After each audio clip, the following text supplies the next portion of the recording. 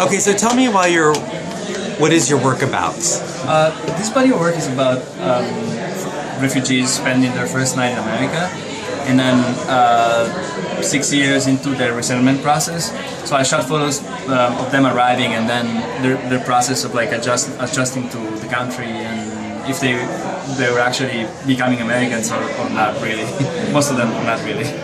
But I think mostly this story is about the human condition, because it's really focused on like moments of loneliness. It's a story that really like I don't know, goes from, I think it's almost like a collection of moments that we live together, you know, almost autobiographical in a way.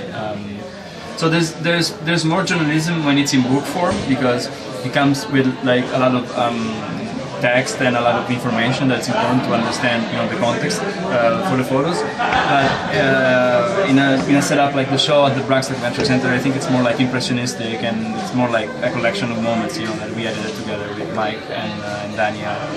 And what drew you to this subject matter? What intrigued you about this subject matter? I just arrived to New York with my wife with very little money and not a certain place. We didn't know where to go exactly, because we had been kicked out of our first apartment and we didn't have any cash. So, you know, I was just in that state of mind, like where I felt very much displaced. Although, of course, like compared to a refugee, you know, I was a privileged Italian student. But still, we had like literally nowhere to go and no one to call. So we were like.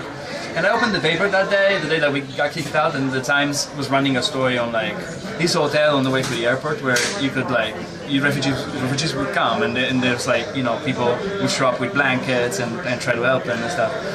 And the idea of having like refugees on a hotel that's usually used for layovers, you know, sort of like somehow sparked my visual interest. I thought that there was a story to tell there that probably like these two worlds colliding would have like creating something interesting to look at and maybe to share with other people.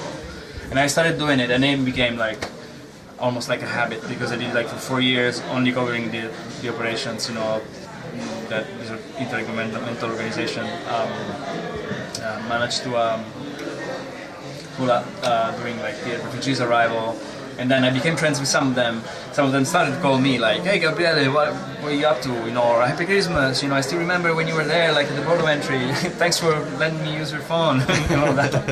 And yeah, we became friends. I started to visit them, and my wife was like, "Don't you see? This is a book. Like, yeah, I mean, you met them like ages ago when they were arriving. They, you know, in their pajamas, literally, and now they have like houses, and sometimes like they do well, sometimes they do terrible, and."